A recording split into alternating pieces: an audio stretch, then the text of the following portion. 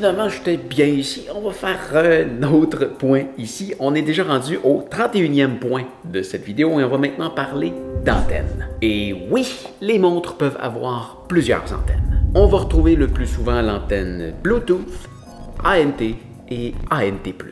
Elles servent essentiellement à connecter des accessoires sur ta montre comme une ceinture cardiaque à la poitrine, un compteur de foulée, de cadence.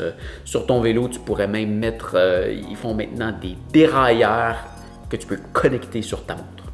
Il y a aussi des lumières arrière pour vélo que tu peux contrôler à partir de ta montre. Tu pourrais aussi connecter ta montre à un GPS d'urgence, un tracker de chien ou à ton vélo stationnaire. Il y a même des trucs de golf.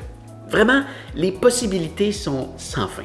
Si tu t'achètes aujourd'hui un nouvel accessoire comme une ceinture cardiaque, les chances qu'elle soit Bluetooth sont quasi certaines. Mais si tu en as acheté une il y a plusieurs années, fais attention, elle est probablement en ANT ou ANT+.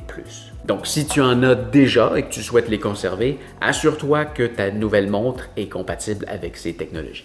L'antenne Bluetooth servira également à connecter ta montre à ton téléphone, soit pour faire des configurations ou pour synchroniser tes activités, ou encore, comme on a vu un peu plus tôt, pour écouter de la musique sur tes écouteurs Bluetooth.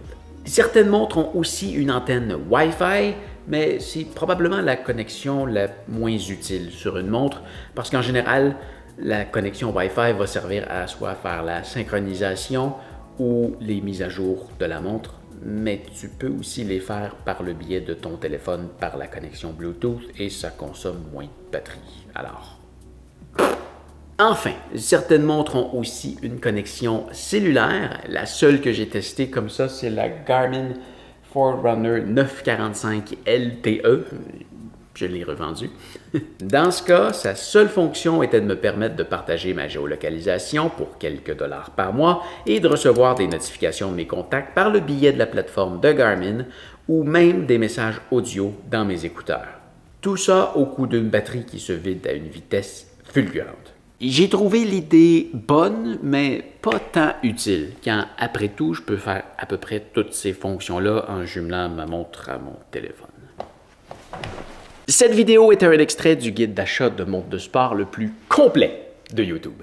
Si jamais tu veux voir la vidéo en entier, tu peux aller juste ici. Sinon, tu peux accéder aux autres extraits juste là. Et si tu veux voir mes suggestions de montres, que tu es prêt à faire un achat, tu peux suivre mes liens dans la description. Maintenant, c'est le temps de cliquer quelque part.